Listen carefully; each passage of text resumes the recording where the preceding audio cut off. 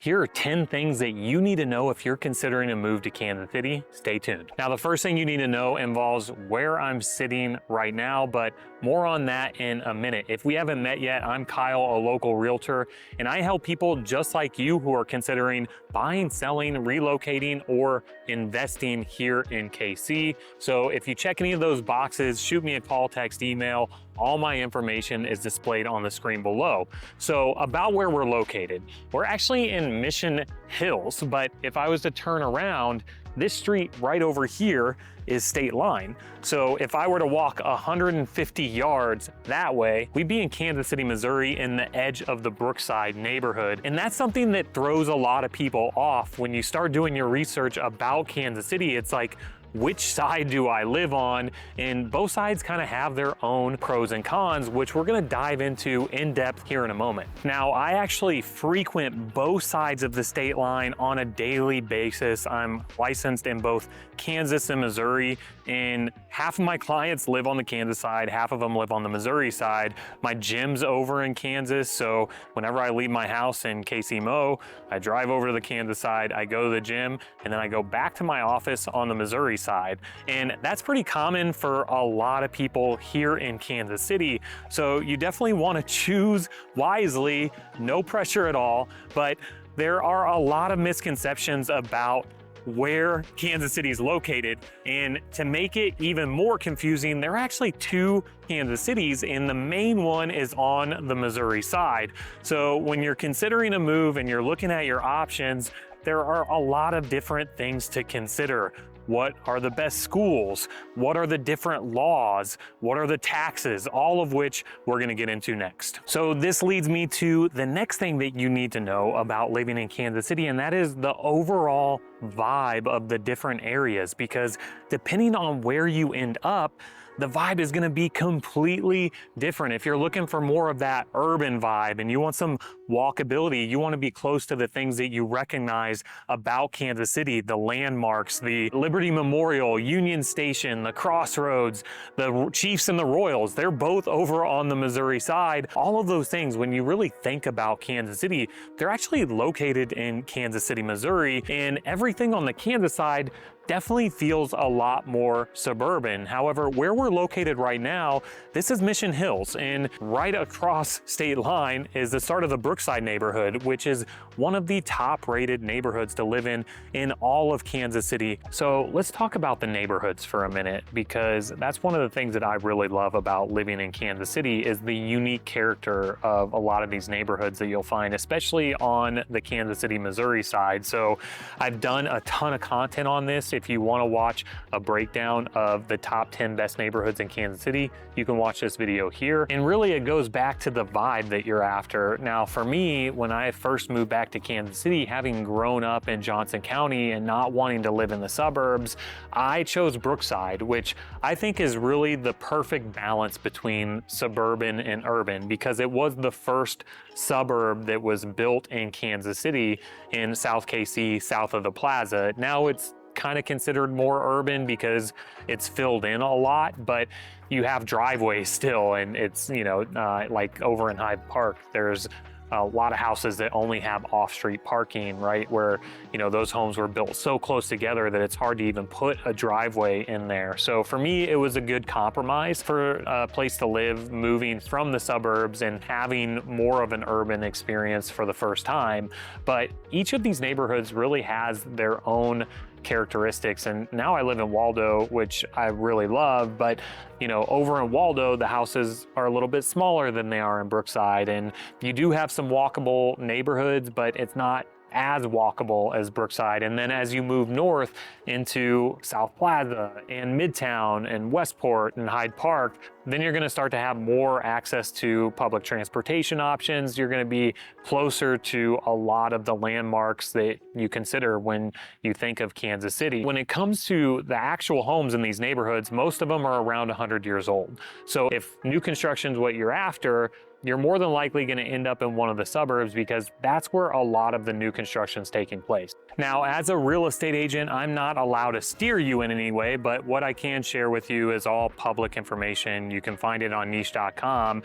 And the reality is the schools right over on the Kansas City, Missouri side aren't as highly ranked as the schools right here in Mission Hills and the suburbs over on the Kansas side. And so what happens a lot of the time is young families or couples will move to like Brookside or the Waldo neighborhood before they have kids, and then they settle down and they start to pop out some kids and they start looking at the schools. And a lot of times people will opt for a charter school or a private school, and they'll really build that into their budget. My two kids go to Kansas City Public Schools, and we absolutely love the schools that they're in. But this is all personal preference, really. And over here on the Kansas side and in Johnson County, they have 4 of the top 6 ranking school districts in the entire state of Kansas. So oftentimes what'll happen is you build some equity over there in Missouri, you have some kids, and then you decide to move over here to the Kansas side. So if schools are important to you and you don't really have the budget for private school, or you just don't want to send your kids to private school, well, then the Kansas side might be somewhere where you want to look. Now, another thing that you need to know about living in Kansas City is that the weather is pretty unpredictable. Actually, it's February right now, and I'm wearing a t-shirt, which is pretty phenomenal actually, because February is typically our coldest month out of the year, but this year it didn't really work out that way. January was way colder than it's been here in February, and we've had a lot of mild days in the 60s, and on Sunday through Tuesday, it's actually supposed to be in the 70s. But beyond that, we get a ton of humidity in the summers. We get frigid cold in the winters, and we actually get a lot more ice than we do than snow. And then in the springtime, we get some of those nasty thunderstorms, and occasionally we'll get a tornado that touches down somewhere on the outskirts of the metro, but they do happen here, right? So one of the things that people have asked me in the past, and they're scared about if you're moving from California, is like, how often do we see tornadoes? Which in reality, it's not that often here in the metro, but we still do see them. And then you mix in some hail and some microbursts. We had a pretty big storm come through last year that knocked over a bunch of these big mature trees in these older neighborhoods. And we had like 100-mile-an-hour straight line winds. But here in Kansas City, the old cliche of you don't like the weather, just give it a minute is absolutely true, because the weather can change in an instant. Now, speaking of weather, I don't really mind the summers here. A lot of people do, and they think it's too humid and way too hot, but I actually really like the humidity now. I didn't like it before I moved to Colorado, and then I lived in a very dry climate for 10 years, and moving back, I kind of dig the humidity, especially where I live, because my neighborhood has huge trees, which provides me a little bit of protection and shade when it's especially hot in the middle of July. But one thing I don't really care about when it comes to the summer is the amount of bugs that we have here in Kansas City. Man, that's something I really miss about Denver, because I could eat my meals outside without having to worry about flies buzzing around or getting eaten alive by mosquitoes. And I actually have a screened-in porch for that reason. That was at the top of my list of priorities in a house when we moved back to Kansas City, because I didn't want to have to deal with bugs and be able to sit outside and enjoy a meal without, doing one of these numbers. Now, another thing that we have a lot of that one of my clients from California had never heard or never seen is cicadas. And this year, there are apparently 2 broods that haven't been up for 13 and 17 years that are going to emerge at the same time, and we're going to have even more cicadas. It's going to be even more deafening loud here in the summer. And it's really this phenomenon that you get in the Midwest and in the South, obviously. So if you're moving from a coastal area where you don't have cicadas, you're definitely going to want to be prepared for the noise and the buzzing in the summertime. Now, another nuisance that I have to deal with on a regular basis, and this will really be dependent on where you end up living here in Kansas City, but for this, I actually want to pop in my car real quick and grab our neighborhood association sticker, because I live in the Rock Hill Gardens neighborhood in Waldo, and this is our sticker for the Rock Hill Gardens Association. It's a squirrel. He's eating a pumpkin, I think, and it was established in 1929, but apparently somebody brought over a bunch of foreign squirrels in the early 1900s, because that was a thing to do in these cities. They actually used them for entertainment, and they let them loose in Luce Park, which is about 2 miles this way in South Plaza. And so in my neighborhood in particular, we have these savage squirrels. They tear your trash bags open, and right now in Kansas City, we have a 2-bag limit where you actually have to put 2 bags out on the curb. However, that's about to change. We're about to get trash bins and come into the 20th century. But when I let my dog out in the backyard, I see 2 to 3 dozen squirrels disperse.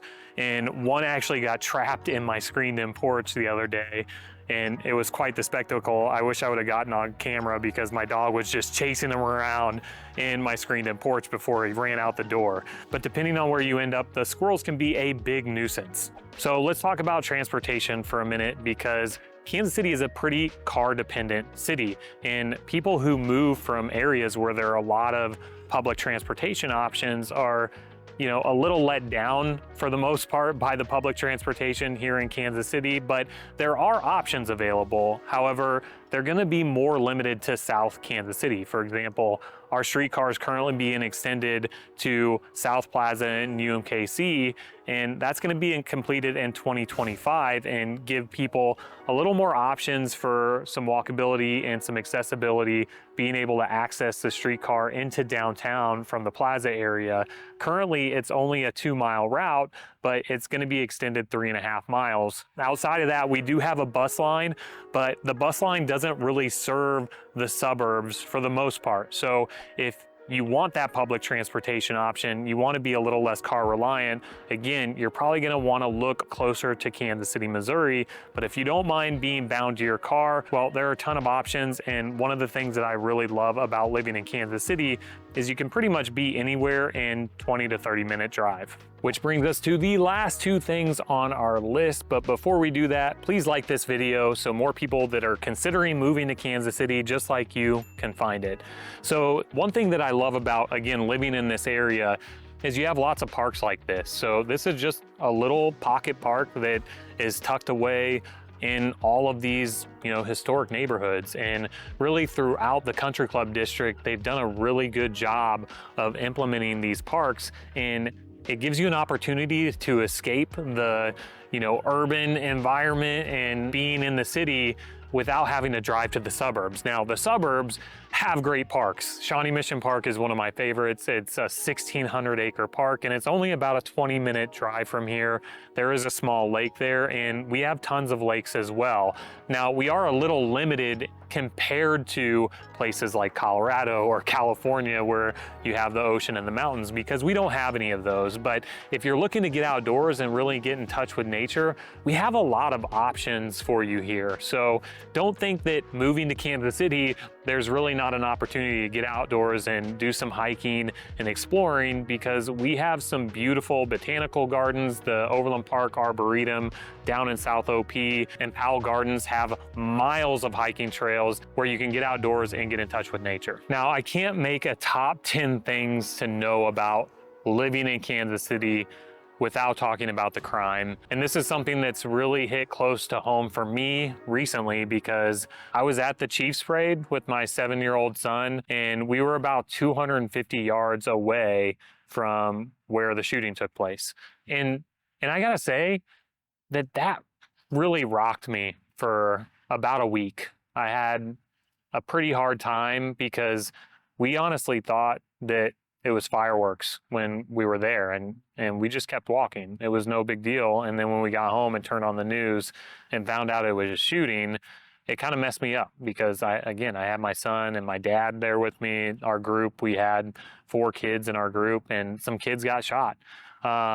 What I will say about the violence here in Kansas City is, obviously I'm outside now, and there are a lot of really safe places in KC. And even though that happened, I don't really feel any less safe. I mean, it's kind of on par with the violence that we get here in Kansas City, which is mostly targeted and gang related. And as a real estate agent, again, I'm not allowed to really steer you in any way, but one resource that I mention a lot on my channel is neighborhoodscout.com. So if you are considering a move to Kansas City and you want to vet out what the crime rate is in a specific neighborhood, I would definitely suggest that you go and check out that website. But for the most part, I feel safe in Kansas City. I love it here, and I love my city, and I'm confident that we're going to be able to move past this. And it's been really cool to see the way that the city has come together in the aftermath of the shooting at the parade.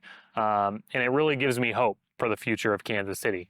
So if you're considering moving to Kansas City and you need help with that, well, I would love to be a resource for you. So again, all my contact information is on the screen below. Feel free to shoot me a call, text, email, day or night. And if you're looking to get an idea of what the different neighborhoods and suburbs are like here in Kansas City, then check out this playlist where I have a collection of different vlog tours of all around the city.